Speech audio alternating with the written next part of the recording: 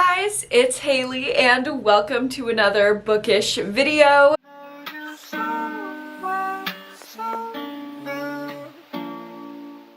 Today we are getting into one of my favorite things to film ever, and that is my monthly new release thriller vlog.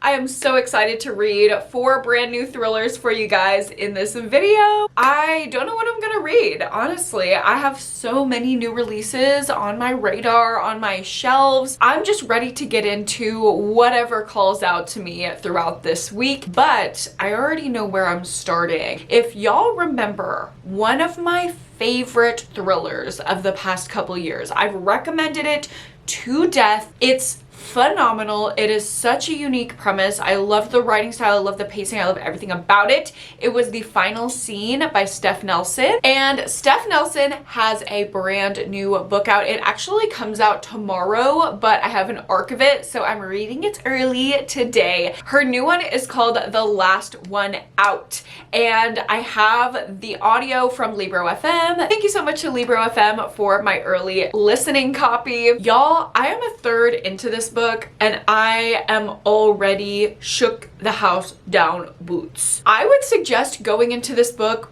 totally blind because something happened about 25% in that I was like, wait, what? Like, we are not even that far in and I feel like there's already a twist and I feel like we are off to the races. I'm already suspicious. I already don't know what's going on. I personally think the synopsis gives away a little bit too much because I went in blind to this book and then when that twist hit, I was like, wait. Is this just part of the setup? Is it given away in the synopsis? And when I read the synopsis, I was like, oh, okay, I guess this wasn't a twist or reveal or anything like that because it is talked about directly in the synopsis, but I don't think it should be because of the way that it landed to me going in blind. So I'm not gonna give away what that thing is, and I suggest going in blind and not reading the synopsis. I will give you just enough information in this video so you can get a feel for the story to know if you're going to like it and be comfortable reading it, but I'm not going to give away as much as the synopsis does. Basically, this is a kidnapping thriller. We follow a timeline in the 90s and in present day. In the 90s, we see 3 girls, like 17, 18 years old, seniors in high school, going out on a camping trip and they are slashed in the woods. 2 out of the 3 of them are brutally murdered. The other one is kidnapped. And we are following her situation as she is held hostage. It is a sex trafficking ring. We find that out really quickly. And while it is dark, I will say there's very, very little assault that takes place on page. It's kind of just referenced that she knows that it's happening and she knows that she's being trafficked, but we don't see anything directly happen to our main character. At least so far, I'm a third of the way into the book and there's been none of that, which I really, really appreciate, that we can go through a really dark thriller plot about kidnapping, about sex trafficking, and not have to be subjected to those disgusting on-page descriptions. I just feel that sometimes it's a bit gratuitous and I wonder what the purpose is. None of that is in this book. Check trigger warnings, of course, but I will say it's not as intense as other thrillers that I've read. So that is our 90s plot line. Our present day plot line, 25 years later, we are following that girl's cousin, and she has not given up the search for her cousin all these 25 years. She is determined to figure out why she wasn't murdered alongside her friends, where she's been held captive, and she just knows that she is still alive. So she is not letting the search die. And something happens at the 25% mark that breaks open the case, and now we are trying to put together the pieces of what has happened to this girl. We're following the dual timeline, we're putting the pieces together. I don't really know who to trust. It seems like both of our perspectives that we're following, the kidnapped girl and the cousin, are kind of unreliable narrators because obviously the kidnapped girl is blinded by trauma. She doesn't even know what's going on. She doesn't know who to trust. We don't know if we can trust her account of that. that. And then the cousin in present day, she's blinded by grief and everything is just colored by such strong emotion. I'm so invested at this point, and it's also like really fast moving, really intriguing. I'm already a third of the way through, so I'm really liking it, and it feels really similar to the final scene, which I love so much. I have high hopes for my first book for this video. I'm actually gonna get way further into this book today because I'm on live reading sprints right now on my Patreon. So I'm gonna dive right back into this book and let you know what I'm thinking.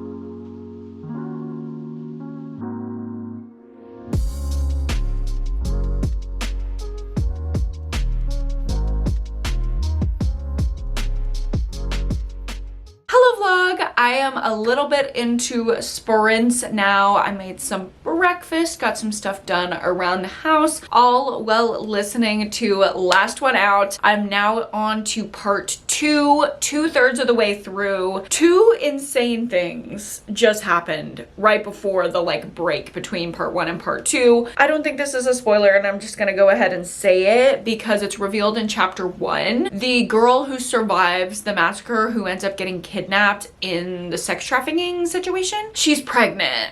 Okay, so you can just imagine the things that can go on with that. Something occurred, and I'm like, how are you gonna get yourself out of this situation, girl? What's gonna go on here? And then in the current day chapters, I think somebody's dead. I think somebody died. I think that people are knowing more than they say that they are. Something is afoot.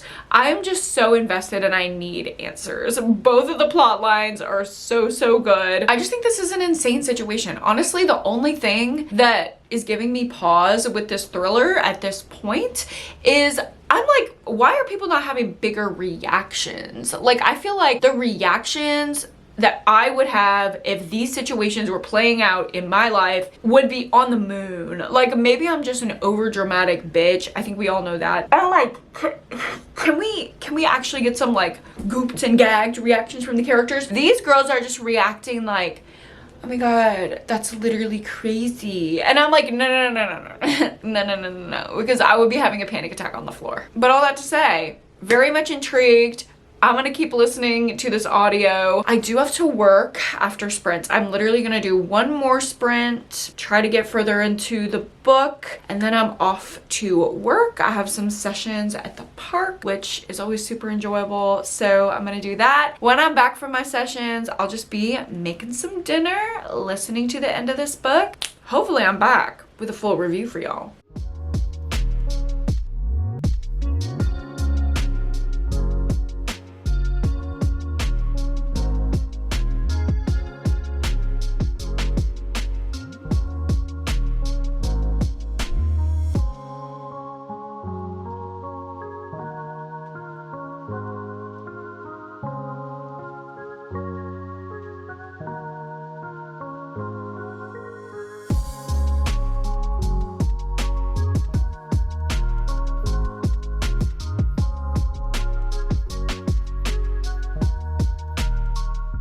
Hello vlog, I'm all done with work, all done with dinner. It was so nice to have my little pasta meal with a cute little Aperol spritz on my patio. I love eating on my patio even though it's 100 degrees. I do not care. I'm an outside eater, al fresco till I die. Also, while I was eating, I did finish up Last One Out, and honestly, the twists were twisting. Both of my theories checked out, so I do think it's a tad predictable. But regardless, I am a very seasoned thriller reader. It's honestly hard for me to not predict twists at this point. I still was very engaged in the book. I thought it was very emotionally charged. I loved the epilogue. I'm gonna give it a solid 4 stars. Steph Nelson has hit it out of the park yet again for me. This is another one that I will be recommending. Granted, the plot is not as inventive and unique as the final scene, but I do think she does a kidnapping thriller thriller really well. There was a good level of darkness without it being over the top or triggering in any way. I thought it was a really solid thriller. So I believe it will be on KU and it's out now. Y'all should go check it out. But now I'm on to my next victim, aka my next book, which is Kill for Love by Laura Picklesheimer. And this is basically American Psycho if the main character was a sorority girl, okay? This girly pop is on her 5th year victory lap in her sorority at her college, and she is sick of men just doing whatever they want, especially the frat boys that are at the fraternity that is the brother fraternity to her sorority.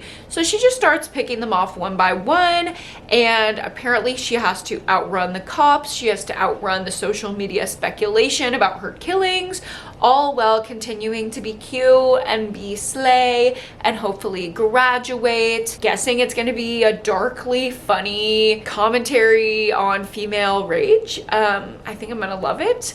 I am going to draw a bath and start this up. It feels very American Psycho of me to like draw a bath, do my long drawn out skincare routine while I'm reading this book. So I will do that and let you know what I'm thinking of this book in the morning.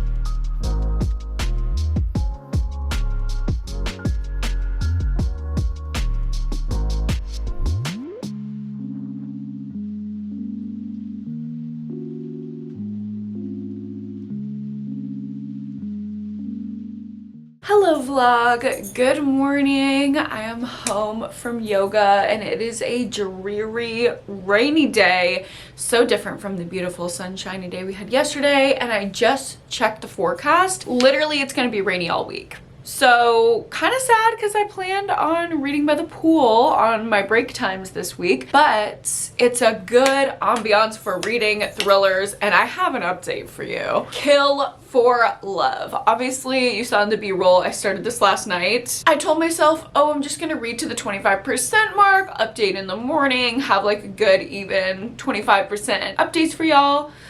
Oh girl, I fear I could not stop reading this book. I am like almost 100 pages in. I'm so obsessed with it. The pitch being, it's if a sorority girl was in American Psycho. Like, it literally is that.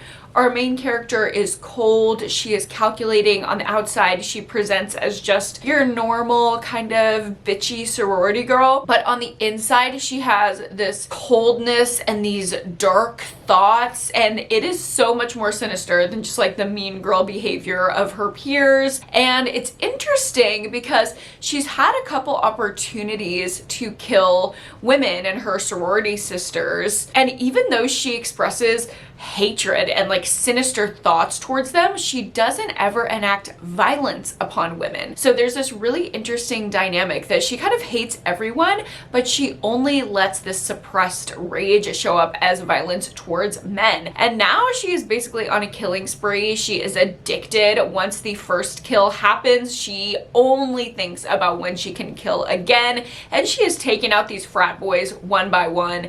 It is dark. It is like darkly funny. It is campy. It's cleverly written. I am addicted to this. This is my good for her, sinister, unlikable, bitchy main character that I love. I am obsessed with this book, and honestly, I should spend the rest of my morning filming, answering emails before my sessions start, but I'm gonna be honest, all I really want to do is read this book. So I might just do that. I swear, this is like the best and worst thing about running my own businesses and being my own boss. I can decide my schedule, and that also means I can procrastinate everything I need to do till the end of the week. But I fear today is one of those procrastination days because I've got to read more of this. I'm addicted. I need it.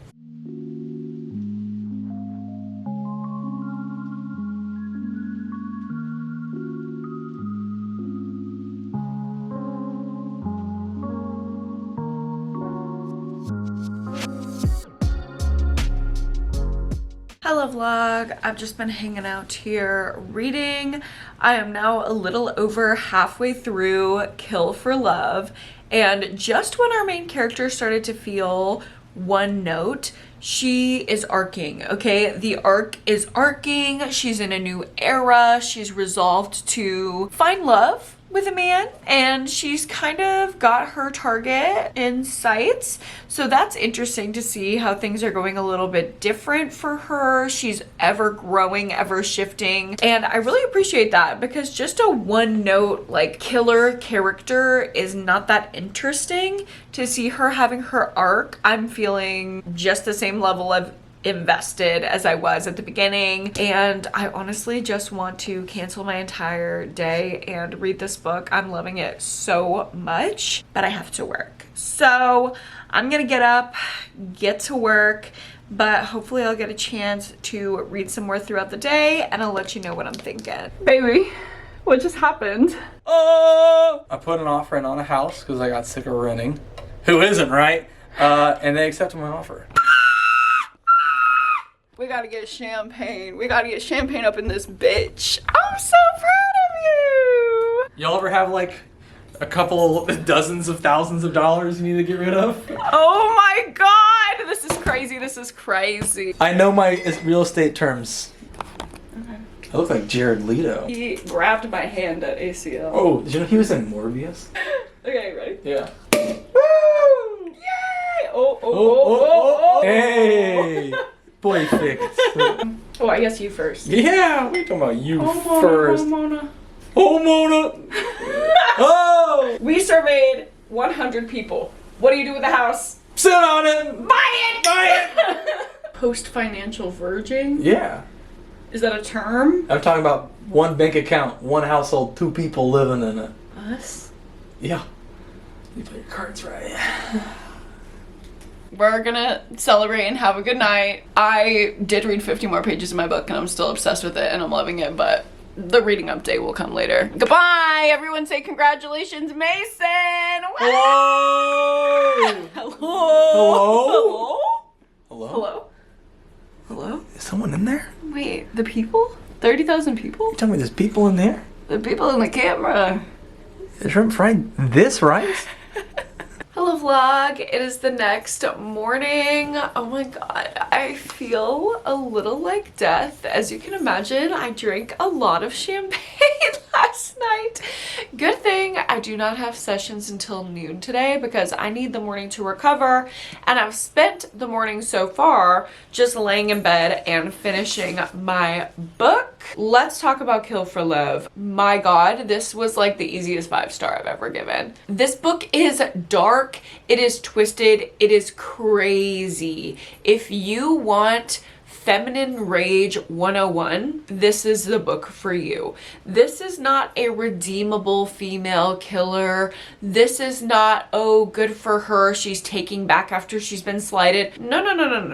None of that. This is just pure, unhinged, crazy, rageful woman, and literally the end is like an explosion of fiery flames of rage. Like it was crazy, it was insane, but I loved it. The writing was incredible, the characterization was incredible. Obviously our character has an arc and you think it's gonna go one way and you never know the twists and turns that her emotions are gonna take her. At first it was reminding me of How I'll Kill You by Ren DiStefano, but then it very quickly switched over and I don't even know what it reminded me of at the end. I'm trying to think of like something to compare this to, but this really is in a good for her category of her own. I don't know another female killer that is to the level of this queen, truly. I'm giving it 5 stars, and I think if you can handle it and it sounds appealing to you, you would like it too. It's gory, it's unhinged, it's rageful, it's wild, it's funny, it's campy. If that sounds up your alley, it's solid. And the next book I'll be getting into today is The Perfect Divorce by Geneva Rose. Obviously, this is the follow-up to The Perfect Marriage. It was a TikTok sensation viral book a few years ago. I read it when it first came out and I really liked it. I give it a 4.5 out of 5 stars. It's about a woman whose husband is on trial for the murder of his mistress, and she ends up being his defense attorney. And that book ends ends on a wild twist. We are gonna pick up at the end of that twist and start with the sequel. I don't know if I want to read this synopsis because I don't know if there's spoilers. Hold on. Okay, it's 11 years since Sarah Morgan defended her husband against the charge of murdering his mistress. She's moved on, started a new family, and has changed careers. Her life is back to being exactly how she always wanted it to be. Or is it? Oh no, she discovers her new husband engaged in a one-night stand and she wastes no time filing for divorce. But amid their ugly separation, new DNA evidence is uncovered in the case against her ex-husband. So the investigation is reopened and she's back in the spotlight. And then the woman that her current husband that she's divorcing, the woman that he was sleeping with, goes missing. Oh my God. So she's caught in the middle of two philandering men and their missing mistresses. And there's one common denominator, and that's Sarah, okay? I am gonna get into this. We will see how it is. We will see if it's as good as the first one or if it's just a cash grab because the first one did so well. I don't know if I'll have time to read throughout my workday because I am pretty stacked from like noon till the end of the day. But I do have Patreon sprints tonight. So when I get on sprints, I think I'm gonna start this bad boy.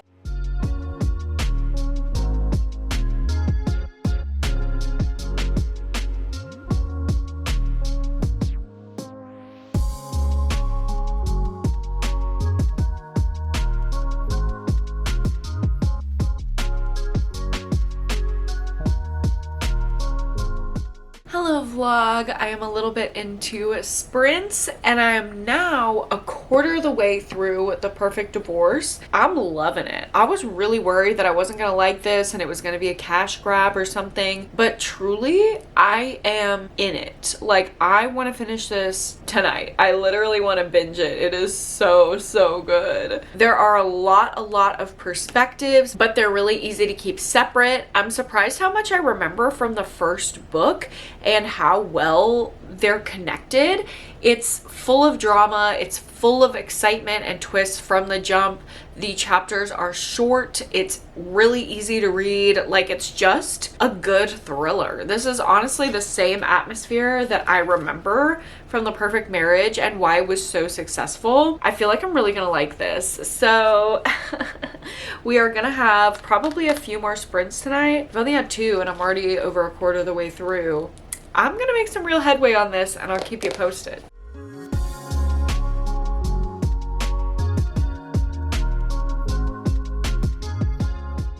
Hello vlog, we are still sprinting away. I am over halfway through, so I figured it's time for an update. But honestly, I don't have much to say because I'm kind of in the same place that I was at a quarter of the way through. It is just so fast moving. There are so many different cases and subplots and things going on at the same time. It's really exciting. There's always something to be thinking about and theorizing about and putting pieces together about. It is just so good.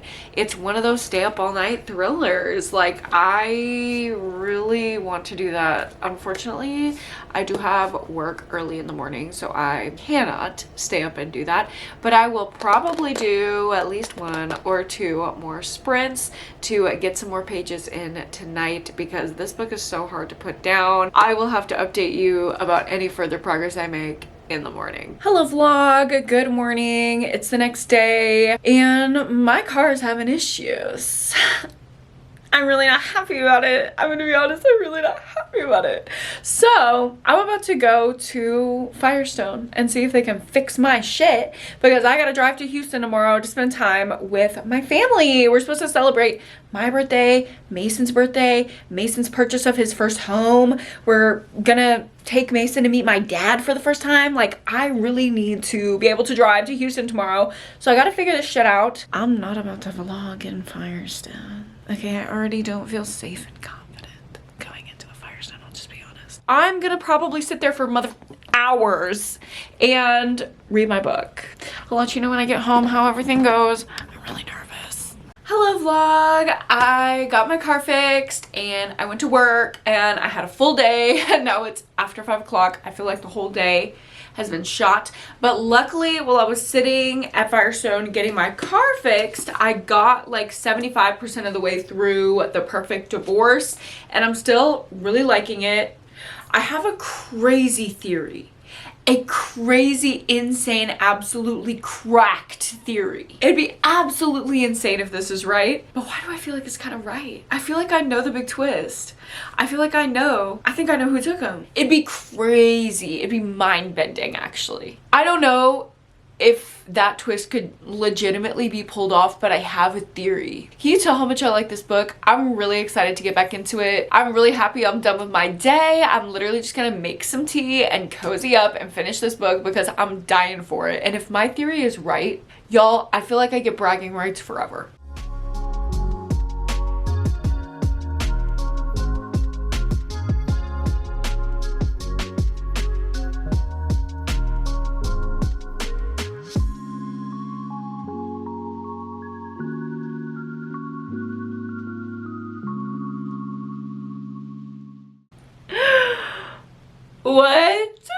What?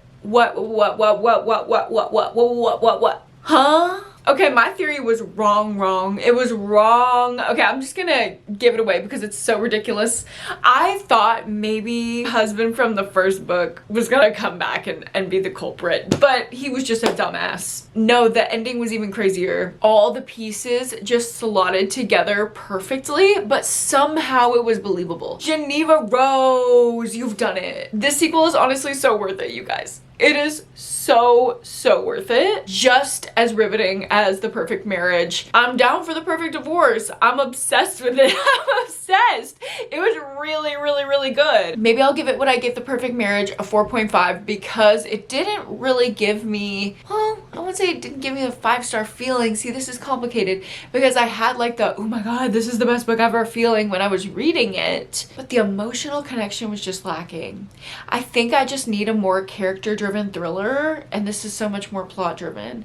I think if I spent more time in the main female character's head, this could have been a 5-star. I'm literally gonna be so annoying and give it a 4.75, but I'm sorry, that feels right. Okay, that feels right for me. Regardless, I highly recommend it. Oh my god, we're on a roll. All these books have been good.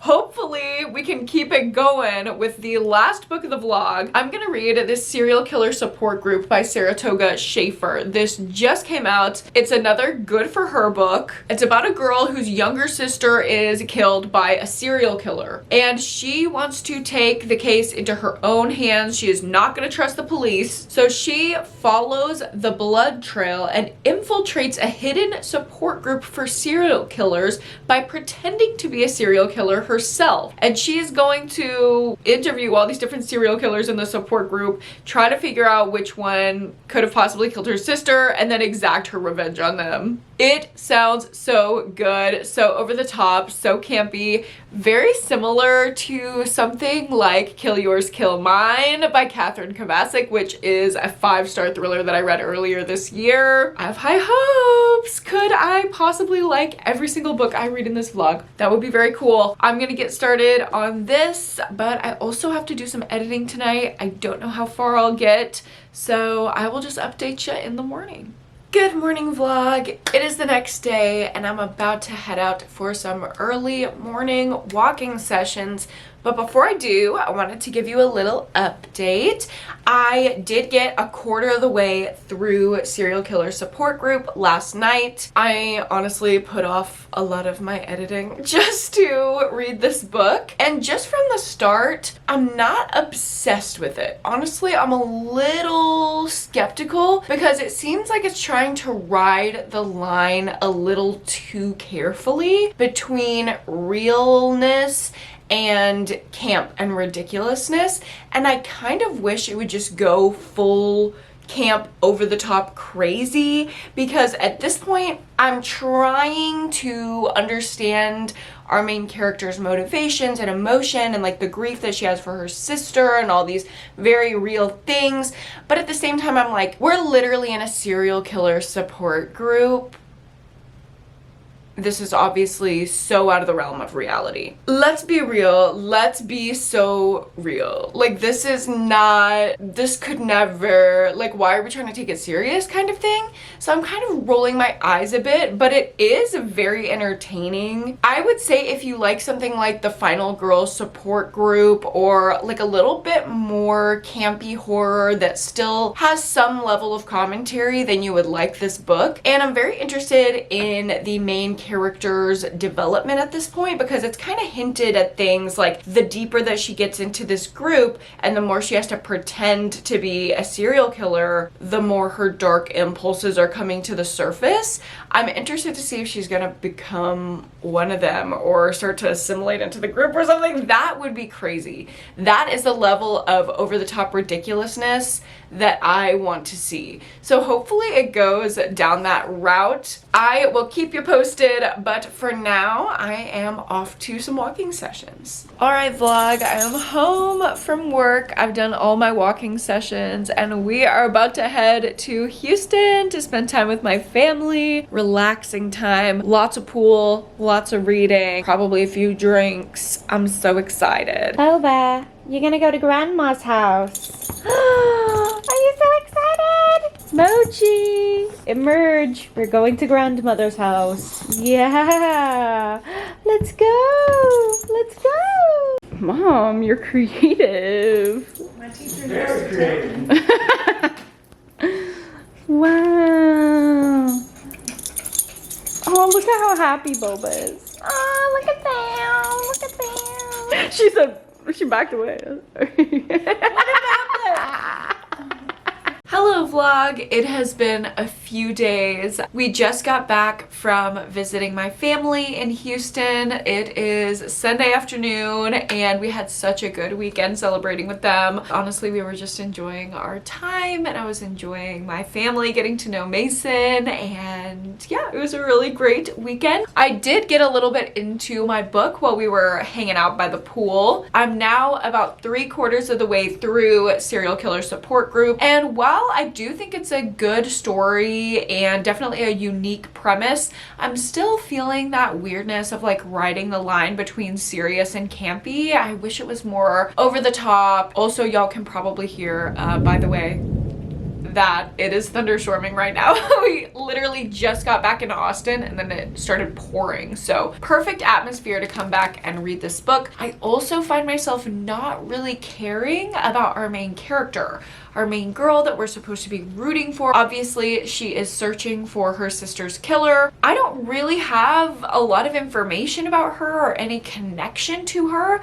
so it feels really plot driven rather than character driven, and y'all know that is not really my preference for a thriller, but doesn't mean it's a bad book at all. It's pretty enjoyable to just read in little moments here and there, so I'm definitely not hating it. I've been enjoying reading it this weekend. Now that I'm home though, and we have this perfect thunderstorming atmosphere, I'm going to curl up on my couch and finish up the Serial Killer Support Group so I can give you guys my final review.